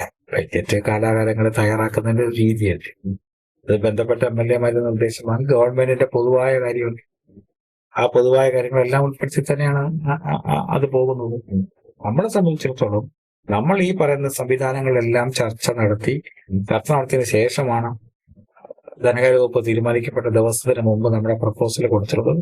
അതിൽ ഭൂരിപക്ഷവും ഇനി ഒരുപാട് ആവശ്യങ്ങളുണ്ട്. ഒരു ഇടക്കാല ബഡ്ജറ്റിന്റെ സമയപരിധിക്കുള്ളിൽ നിന്നുകൊണ്ട് നമ്മൾ കൊടുത്തത് അധികവും വന്നിട്ടുണ്ട്. ഇനി ഏറെ കാര്യങ്ങളുണ്ട് കൊടുക്കാനായിട്ട്. അത് ബന്ധപ്പെട്ട് പറഞ്ഞ കാര്യങ്ങൾ നടക്കുകയും ചെയ്ത് അദ്ദേഹം നേരിട്ട് വരികയും ചെയ്തു. അതിലും സാറിന്റെ ഒരു ഇടപെടൽ തീർച്ചയായിട്ടും നേരിട്ടുണ്ടായിട്ട് തന്നെയല്ലേ? അല്ല, അത് MLA എന്ന രീതിയിൽ മാധ്യമങ്ങളെ സന്ദർശിക്കുമ്പോൾ MLA-മാരുടെ അഭിപ്രായം തേടിക്കൊണ്ട് തന്നെയാണ് വരുന്നത്. ഞാൻ നേരത്തെ സൂചിപ്പിച്ചല്ല. അങ്ങനെ അത് മാത്രം അദ്ദേഹം സന്ദർശന വേളയിൽ ഞാൻ എന്റെ സംസാരിച്ചപ്പോൾ വളരെ വ്യക്തമായി ഏത് സന്ദർഭത്തിലാണ് അദ്ദേഹം വരാനുള്ള കാരണം. വരുന്നതിന് തൊട്ട് തലേ ദിവസവും നിയമസഭാ സെക്ഷൻ അദ്ദേഹത്തോട് പോയി സംസാരിക്കാൻ ഞാൻ ഒന്ന് പറഞ്ഞിട്ടുണ്ട്. അപ്പൊ അതുകൊണ്ട് അദ്ദേഹം പറഞ്ഞല്ലോ ഏത് ഇടപെടലിന്റെ ഭാഗമായിട്ടാണ് വന്നതെന്ന് അദ്ദേഹം പറഞ്ഞു. അത് തർക്കം ഉന്നയിക്കുന്നവർക്ക്, ഇന്നലെ ഈ പാരിപ്പള്ളി മെഡിക്കൽ കോളേജിനെ വേണ്ടി ഒന്നും ചെയ്യാതിരുന്നവർക്ക് ഇപ്പോൾ ഒരു കാര്യങ്ങൾ ചെയ്യാം, പറയാം. അപ്പൊ എനിക്കൊന്ന് കോൺഗ്രസ് ഒക്കെ ആണെന്ന് പ്രധാനമായിട്ട് ഇത്തരം ആവശ്യങ്ങൾ പറഞ്ഞത്. അവർക്ക് 10 വർഷം അധികാരത്തിൽ നിന്ന് പുറത്തുനിന്ന ഒരു പാർട്ടിയാ. അപ്പോൾ സഹായിട്ട് അധികാരത്തിൽ വന്നപ്പോൾ എല്ലാരും അല്ല, ചില ആൾക്കാർ അങ്ങനെ ചില പ്രചരണം, സോഷ്യൽ മീഡിയ പ്രചരണമൊക്കെ ബഹുജനങ്ങൾക്ക് അറിയാലോ അതിന്റെ രീതി എന്നാണ്. ഈ നിയമസഭയില് ഇപ്പം കുറെ കമ്മിറ്റികളൊക്കെ എടുക്കരുത്. അപ്പൊ അതില് നമുക്ക് BJP എന്ന നിലയിൽ നമുക്ക് ഏതൊക്കെ കമ്മിറ്റികളുണ്ട്? ആദ്യം പ്രധാനപ്പെട്ട കമ്മിറ്റികൾ ഞാൻ നേരത്തെ പറഞ്ഞതുപോലെ ഓരോ പാർട്ടിയുടെയും നിയമസഭാ അംഗങ്ങളുടെ എണ്ണത്തിന് ആനുപാതികമാണ് വിവിധ കമ്മിറ്റികൾ. ഇപ്പോൾ പ്രഖ്യാപിക്കപ്പെട്ട കമ്മിറ്റികളിൽ ഞാൻ എസ്റ്റിമേറ്റ് കമ്മിറ്റിയിലുണ്ട്. ആഴ്ചയൊരിക്കൽ കൂടും എസ്റ്റിമേറ്റ് കമ്മിറ്റി. അപ്പോൾ നമ്മുടെ പ്രാതിനിധ്യത്തിനനുസരിച്ചിട്ട് കമ്മിറ്റികളിൽ വരുന്നത് അത് നേരത്തെ പറഞ്ഞ കീഴ്വഴക്കാണ്. പിന്നെ നമ്മള് NH-മായി ബന്ധപ്പെട്ട് പാരിപ്പള്ളി, ചാത്തന്നൂർ, കൊട്ടി സാറ് പല വേദികളിൽ അത് പറഞ്ഞിട്ടുണ്ട്. ഇതിനു മുമ്പ് എന്തുകൊണ്ട് ശ്രദ്ധിക്കപ്പെടാതെ പോയി എന്നുള്ള കാര്യം. എന്നിട്ട് സാറ് നേരിട്ട് നിതിൻ ഗഡ്കരി വരെ കണ്ട് നിവേദനങ്ങൾ കൊടുക്കുകയും ഇതിനുവേണ്ട ശ്രമങ്ങൾ MLA ആവുന്നതിന് മുമ്പ് തന്നെ സാറ് നടത്തിയിട്ടുണ്ട്. ഇപ്പൊ MLA ആയപ്പം ആദ്യമായിട്ടാണ് ഒരു കളക്ടർ പാരിപ്പള്ളി ഈ സ്ഥലം സന്ദർശിക്കുന്നത്. ഇപ്പൊ കഴിഞ്ഞ ദിവസം കൂടി NH-ന്റെ ഉദ്യോഗസ്ഥർ ഉൾപ്പെടെ നിരന്തരമായ ഒരു ശ്രമം കാര്യത്തിൽ നടക്കുന്നു. അപ്പൊ അതില് ഇവിടെ പാരിപ്പള്ളി സംബന്ധിച്ച് ഒരു ആശങ്ക നിലനിൽക്കുന്നത് ഇതിന്റെ ഒരു പ്രൊജക്ഷൻ പുറത്തോട്ടും തള്ളി നിൽക്കുന്നതിന്റെ അവര് കുറെ കാര്യങ്ങൾ ചെയ്തിട്ടുണ്ട് സാറേ. എന്നാലും നമുക്ക് ഏതെങ്കിലും തരത്തില് അപ്പൊ അത് ശ്രദ്ധയിൽ വീണ്ടും നിതിൻ ഗഡ്കരിയുടെ അദ്ദേഹത്തിനടുത്ത് അവതരിപ്പിക്കാൻ ഒരു അവസരം സാറിന് കിട്ടിയാൽ സാർ തീർച്ചയായിട്ടും അത് അവതരിപ്പിക്കണമെന്നാണ് എല്ലാവരുടെയും ആവശ്യം. അത് ഏറ്റവും പ്രധാനം നമ്മള് government LPS Amrita higher secondary school അതിനെ മറച്ചുകൊണ്ടുള്ള ഈ മതില്, തൊട്ടപ്പുറത്ത് PHSC, ഏറ്റവും പ്രധാനമായിട്ട് ഈ 13 ജില്ലകളിൽ നിന്നുള്ള ശിവഗിരിയിലേക്കുള്ള തീർത്ഥാടകർ വന്ന് ക്രോസ് ചെയ്ത് പോകുന്ന ജംഗ്ഷൻ കൂടിയാണ് പാരിപ്പള്ളി. പിന്നെ Parippally medical college, IOC gas plant. അപ്പൊ എപ്പോഴെങ്കിലും അങ്ങനെ ഒരു സാധ്യത നമുക്ക് മുന്നിൽ കണ്ട് പ്രതീക്ഷിക്കാൻ പറ്റുമോ? NH-ന്റെ നിർമ്മാണ പ്രവർത്തനം അവസാന ഘട്ടത്തിലാണ്. 90% കറണ്ട് DPR ഒക്കെ നേരത്തെ ബന്ധപ്പെട്ട ജനപ്രതിനിധികൾക്ക് കൊടുത്തിട്ടുള്ളതാണ്, MP MLA-മാർക്കൊക്കെ. അന്ന് വലുതായിട്ടൊരു ഭേദഗതിക്ക് സംസ്ഥാന ഗവൺമെന്റോ ഈ പറഞ്ഞ പ്രതിനിധികളോ കൊടുത്തിട്ടില്ലെന്നാണ് ഞാൻ മനസ്സിലാക്കുന്നത്. BJP-യുടെ ജില്ലാധ്യക്ഷനായിരിക്കുമ്പോഴാണ് കൊട്ടിയം, ചാത്തന്നൂർ, പാരിപ്പള്ളി ഫ്ലൈ ഓവറിന്റെ നീളം വർദ്ധിപ്പിക്കണമെന്നൊരു ആവശ്യം വരുന്നത്. അതുമായി ബന്ധപ്പെട്ടുകൊണ്ടാണ് അന്ന് ശ്രീ നിതിൻ ഗഡ്കരിയെ കാണുന്നത്. അന്ന് ശ്രീ V മുരളീധരൻ കേന്ദ്ര വകുപ്പ് സഹമന്ത്രിയായിരുന്നു. അദ്ദേഹത്തിന്റെ ഇടപെടലാണ് കൂടിക്കാഴ്ചയ്ക്കും ബാക്കിയുള്ള കാര്യങ്ങളൊക്കെ സഹായകരമാണ് മാറിയത്. അത് കണ്ടതിന്റെ അടിസ്ഥാനത്തില് അതിന്റെ പരിമിതികൾ അന്ന് തന്നെ അദ്ദേഹം പറയുണ്ടായി. എന്നാൽ പോലും നമ്മൾ കൊടുത്തിരുന്ന നിവേദനത്തിന്റെ അടിസ്ഥാനത്തിൽ ഈ 3 ഇടങ്ങളിലെയും ഫ്ലൈ ഓവറിന്റെ നിലവിൽ മാറ്റം വരുത്തിയിട്ടുണ്ട്. അപ്പൊ അന്നും അദ്ദേഹം പറഞ്ഞു ഇതിന്റെ ഫൈനൽ സ്റ്റേജിലേക്ക് പോയി. ഒരു ടെൻഡർ ചെയ്ത് ഒരു വർക്ക് അതിന്റെ അവസാന ഘട്ടത്തിലേക്ക് പോയി കഴിയുമ്പോൾ പിന്നീട് വലിയ മാറ്റം നടക്കുക എന്ന് പറഞ്ഞാൽ അസാധ്യമാണ്. പക്ഷെ നമ്മൾ ഇവിടെ പറഞ്ഞതുപോലെ ചില അസൗകര്യങ്ങൾ ഉണ്ടായപ്പോൾ NH-ന്റെയും കളക്ടറെയും ഒക്കെ ശ്രദ്ധയിൽപ്പെടുത്തി. NH-ന്റെ ഉയർന്ന ഉദ്യോഗസ്ഥന്മാരും കളക്ടറും ഒക്കെ അത് പരിശോധിച്ചിട്ടുണ്ട്.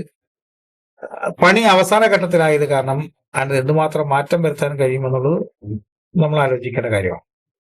ഇപ്പോൾ പാരിപ്പള്ളി ചില ഭീഷണികൾ ഉണ്ട് NH നിർമ്മാണവുമായി ബന്ധപ്പെട്ടെന്നുള്ള അഭിപ്രായമുണ്ട്.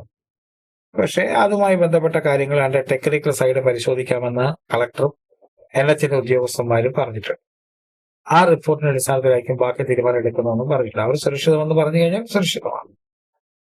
അപ്പൊ അതുകൊണ്ട് തന്നെ ആ ഒരു കാര്യത്തിൽ നമ്മൾ തുടർന്ന് ഇടപെടൽ നടത്തും. പക്ഷേ നേരത്തെ നടത്തേണ്ടിയിരുന്ന ചില കാര്യങ്ങൾ സമയത്ത് ചെയ്യാതെ പോയതിന്റെ ചില ബുദ്ധിമുട്ടുകൾ നമ്മുടെ മുന്നിലുണ്ട്. ഇപ്പോ കരുനാഗപ്പള്ളി അവിടുത്തെ ഫ്ലൈ ഓവറിന്റെ കാര്യം നമ്മൾ കണ്ടതാണ്. അവിടുന്ന് അങ്ങോട്ട് യാതൊരു ബുദ്ധിമുട്ടും പറയുന്നില്ല. ചവറ തൊട്ട് ഇങ്ങോട്ട് കടമ്പാട്ടുകോണം വരെയാണ് പ്രശ്നങ്ങൾ നിലനിൽക്കുന്നത്. അതെന്തുകൊണ്ട് നമ്മൾ ചിന്തിക്കണ്ടേ? അപ്പൊ അത് എന്നാ ചില ഇടങ്ങളിൽ ഫ്ലൈ ഓവർ ഉണ്ട്. ഞാൻ സ്ഥലത്തിന്റെ പേരൊന്നും പറയുന്നില്ല. അതെങ്ങനെ വന്നു? ഹോസ്പിറ്റലിന്റെ അടുത്ത്. അതെ, അതെങ്ങനെ വന്നു? ആരെങ്കിലും പേര് വെക്കാതെ വരുമോ? അപ്പോഴ് വേണ്ട ശ്രദ്ധ കൊടുക്കേണ്ട സമയത്ത് നാഷണൽ ഹൈവേയുടെ നിർമ്മാണ പ്രവർത്തനവുമായി നടത്തിയിട്ടുണ്ടോ എന്ന് ആത്മപരിശോധന നടത്തുന്നത് ബന്ധപ്പെട്ട ആൾക്കാർ നല്ലതായിരിക്കും.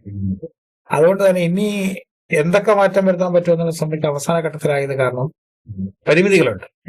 പക്ഷെ ആ പരിമിതികൾക്കുള്ളിൽ നിന്നുകൊണ്ടും അതിനു വേണ്ടിയുള്ള ഒരു പരിശ്രമം. സാർ, ഒരു വധഭീഷണി സാറിനുണ്ടായത് കേരളത്തിൽ വലിയ ചർച്ചയായി. അപ്പൊ അതുമായി ബന്ധപ്പെട്ട് എന്താണ് അങ്ങനെ ഒരു സംഭവം എന്ന് വിശദീകരിക്കാം. എന്റെ PA ഫോണിലാണ് ഈ വധഭീഷണി വരുന്നത്. എന്നോടൊപ്പം ഉണ്ടായിരുന്നു. ഞങ്ങൾ ഒരുമിച്ച് ഭാഗത്ത് യാത്ര ചെയ്യുമ്പോഴാണ് ആദ്യമേ വരുന്നു. ആ തുടക്കം ഒരു ജോലി കിട്ടുമോ എന്ന് ചോദിച്ചിട്ടാണ് തുടക്കം. പിന്നീടാണ് സംഭാഷണം മാറി മാറി വളരെ മോശപ്പെട്ട പദപ്രയോഗം നടത്തി BJP MLA വധിക്കും എന്ന തരത്തിലേക്ക് മാറി. ഇത് 2 തവണ ആവർത്തിച്ചു. 3ാമത് പ്രാവശ്യവും ഫോൺ എടുത്തപ്പോഴാണ് നമ്മൾ റെക്കോർഡ് ചെയ്തത്. തുടർച്ചയായിട്ടുള്ള ഈ ഭീഷണി ആയപ്പോൾ നമ്മൾ ആദ്യം അത്ര കാര്യമാക്കിയില്ല. ഒരാൾ വിളിക്കുന്നു, ഇതൊക്കെ പൊതുപ്രവർത്തനത്തിൽ സ്വാഭാവികമാണല്ലോ.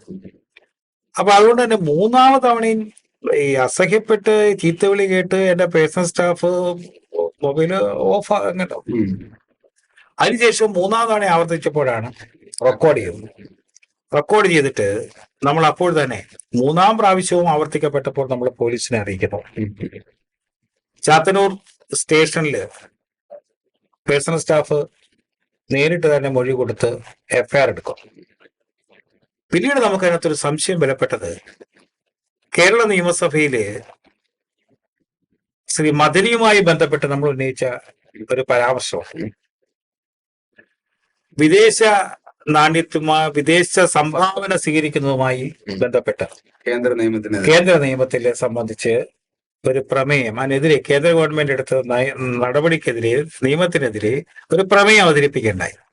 അതുമായി ബന്ധപ്പെട്ടുകൊണ്ട് ഇത് ദേശവിരുദ്ധ ശക്തികൾക്ക് അനുകൂലമായി പലപ്പോഴും പ്രമേയം പാസ്സാക്കിയിട്ടുള്ള സഭയാണ് കേരള നിയമസഭ. അതുകൊണ്ട് തന്നെ തീവ്രവാദിയായ മദനിക്ക് അനുകൂലമായി പ്രമേയം ഈ നിയമസഭ 2 മുന്നണിയും ഒരുമിച്ച് പാസ്സാക്കിയിട്ടുണ്ട് എന്ന് ഞാൻ എന്റെ പ്രസംഗത്തിൽ പരാമർശിക്കുകയുണ്ടായി. ഇതിന് ശേഷമാണല്ലേ? അതെ. പക്ഷേ ഞാൻ ഈ പരാമർശം കേരള നിയമസഭയിൽ നടത്തുമ്പോൾ ആ നിയമസഭയിൽ ഒരു അംഗവും ഒരു എതിർപ്പും പ്രകടിപ്പിച്ചിട്ടില്ല. 2 മുന്നണികളും 2 മുന്നണിയിൽ ഒരാളും ഒരു എതിർപ്പും പ്രകടിപ്പിച്ചിട്ടില്ല. അതിനുശേഷം ഞാൻ 2-3 ദിവസം കണ്ട് സോഷ്യൽ മീഡിയ ഞാൻ കണ്ടത് PDPയുടെ നേതാക്കന്മാർ നിയമസഭാ സെക്രട്ടറിയെ കണ്ട് ഒരു നിവേദനം കൊടുക്കുന്നു. ആ നിവേദനത്തിന്റെ അടിസ്ഥാനത്തിൽ പരാമർശം നിയമസഭാ രേഖകളിൽ നിന്ന് ഒഴിവാക്കുന്ന തരത്തിൽ ഒരു സോഷ്യൽ മീഡിയ പ്രചരണം കാണുകയുണ്ടായി. ആ സോഷ്യൽ മീഡിയ പ്രചരണം നടത്തി അവർ നിവേദനം കൊടുത്ത് ഏതാണ്ട് 3 മണിക്കൂർ കഴിയുമ്പോഴാണ് എനിക്ക് എന്റെ പേഴ്സണൽ സ്റ്റാഫിന്റെ ഫോണിലേക്ക് ഈ സന്ദേശം വരുന്നത്. ഈ ഫോണിൽ വരുന്നത് അല്ല, ഭീഷണിപ്പെടുത്തിക്കൊണ്ടത്. അപ്പോൾ നമുക്ക് അതിനകത്തൊരു സംശയം തോന്നി. അവർ അവിടെ നിയമസഭാ സെക്രട്ടറിക്ക് നിവേദനം കൊടുക്കുന്നു, പരാമർശം ഒഴിവാക്കണം എന്ന് പറഞ്ഞിട്ട് ഏതാണ്ട് 3 മണിക്കൂർ കഴിയുമ്പോൾ പേഴ്സണൽ സ്റ്റാഫിന്റെ ഫോണിലേക്ക് ഈ വധഭീഷണി വരും. ആദ്യമേ തന്നെ പോലീസിന്റെ എൻക്വയറിയിൽ എറണാകുളത്ത് കളമശ്ശേരിയിൽ നിന്നാണ് ഈ ഫോൺ വന്നതെന്നുള്ള രീതിയിൽ ലൊക്കേറ്റ് ചെയ്യപ്പെട്ടു. ആളെ പോലീസ് ഐഡന്റിഫൈ ചെയ്തിട്ട് പറയുന്നു ആളുടെ മാനസിക രോഗമുണ്ട്, അതിന്റെ സർട്ടിഫിക്കറ്റ് കയ്യിലുണ്ട്. അവിടെയുള്ള എറണാകുളത്ത് കളമശ്ശേരിയിലുള്ളൊരു അങ്ങനെയുള്ള ഒരാൾക്ക് വേണമെങ്കിൽ അവിടുത്തെ MLA വിളിക്കേണ്ട, അല്ലെങ്കിൽ തൊട്ടടുത്തുള്ള ഏതെങ്കിലും MLA വിളിക്കേണ്ട. അപ്പോൾ BJP MLA തന്നെ വിളിക്കണം എന്നത്, അദ്ദേഹത്തിന് മനോരോഗിയാണെങ്കിൽ, മനോരോഗമുണ്ട്, പാവപ്പെട്ട വീട്ടിലാണ്, ചാത്തന്നൂർ സ്റ്റേഷനിൽ 2 ദിവസം മുമ്പ് അദ്ദേഹത്തെ കൊണ്ടുവരികയുണ്ടായി. നമ്മൾ അത് മാനുഷികപരമായ എല്ലാ പരിഗണനയും നമ്മളെടുത്ത് കൊടുത്തിട്ടുണ്ട്. വളരെ പാവപ്പെട്ട ജീവിത പശ്ചാത്തലമുള്ള അതാണ്. നമ്മള് എന്റെ പേഴ്സണൽ സ്റ്റാഫിന്റെ ഫോൺ നമ്പർ എടുക്കണമെങ്കിൽ, അതിലേക്ക് ഇങ്ങനെ വിളിക്കണമെങ്കിൽ ഈ പാവം മനോരോഗി എന്ന് പറയുന്ന ആൾക്ക് മറ്റാരുടെയെങ്കിലും സഹായം ലഭിച്ചിട്ടുണ്ടോ എന്ന് അന്വേഷിക്കണമെന്നാണ് പാർട്ടിയുടെ ബഹുമാനായ പാർട്ടിയുടെ സംസ്ഥാന അധ്യക്ഷൻ തന്നെ ആവശ്യപ്പെട്ടിട്ടുണ്ട്. പിന്നിലായി ഈ ഒഴിവാക്കലും അതിനുശേഷമുള്ള ഫോൺ ഭീഷണിയും ഒക്കെ നമ്മൾ ആ തരത്തിലൊന്ന് വിശകലനം ചെയ്യുമ്പോൾ ഇതിന്റെ പിന്നിൽ എന്തെങ്കിലും ഗൂഢാലോചന നടന്നിട്ടുണ്ടോ എന്ന് സംശയിക്കുന്നു. കണ്ടെത്തേണ്ടത് പോലീസാണ്. അതുകൊണ്ട് തന്നെ ഈ ആളുടെ വീടിന്റെ പരിസരമൊക്കെ ആരാണ് താമസിക്കുന്നതെന്ന് കൂടി പോലീസ് അന്വേഷിക്കണം. അങ്ങനെ എന്തെങ്കിലും ബാഹ്യപ്രേരണ കിട്ടിയിട്ടാണോ ഈ ഭീഷണി ഉയർത്തിയത് അന്വേഷിക്കേണ്ടത് പോലീസാണ്, നമ്മളല്ല. സംസ്ഥാന ആഭ്യന്തര വകുപ്പ് വളരെ നീതിപൂർവമായ ഒരു അന്വേഷണം ഇതുമായി ബന്ധപ്പെട്ട് നടത്തണമെന്നാണ് പാർട്ടിയുടെ സംസ്ഥാന അധ്യക്ഷൻ തന്നെ നേരിട്ട് അദ്ദേഹത്തിന്റെ പത്രപ്രസ്താവനയിൽ പറഞ്ഞിട്ടുള്ളത്. 2029 പാർലമെന്റ് ഇലക്ഷന് ഇനി കുറച്ച് വർഷങ്ങൾ, 2 വർഷം മാത്രം, 26. അപ്പൊ ഈ 2029 നടക്കുന്ന ഇലക്ഷന്, പാർലമെന്റ് ഇലക്ഷനിലേക്ക് പാർട്ടി അതിന്റെ പ്രാരംഭ പ്രവർത്തനങ്ങൾ ആരംഭിച്ചു. അതെ, പാർട്ടിയുടെ പ്രാരംഭ പ്രവർത്തനം ആരംഭിച്ചു.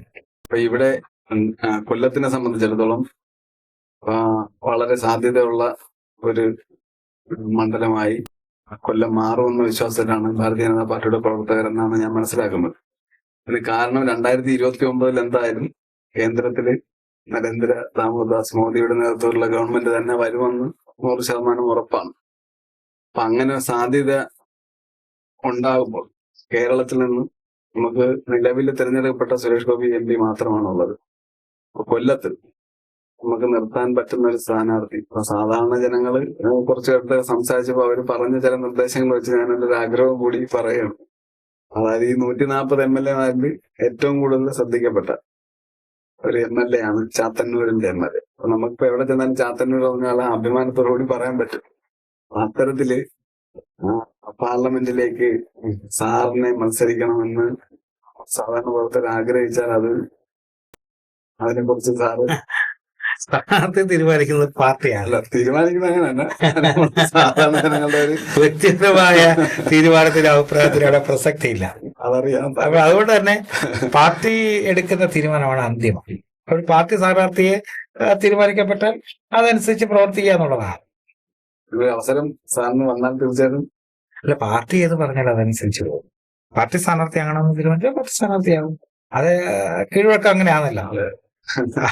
ഇപ്പൊ 3 തവണയും നിയമസഭയിലേക്ക് മത്സരിക്കാൻ അവസരം തന്നയാരാണ്? പാർട്ടിയാണ്. അപ്പൊ അതേപോലെ ലോക്സഭാ തെരഞ്ഞെടുപ്പിന് പാർട്ടിയാണ് തീരുമാനിക്കുന്നത് സ്ഥാനാർത്ഥി ആര് എന്നതിനെ സംബന്ധിച്ച്. അത് പാർട്ടി എടുക്കുന്ന ഏതൊരു തീരുമാനവും അനുസരിക്കുക എന്നുള്ളത് പാർട്ടി പ്രവർത്തകരുടെ ഉത്തരവാദിത്തമാണ്.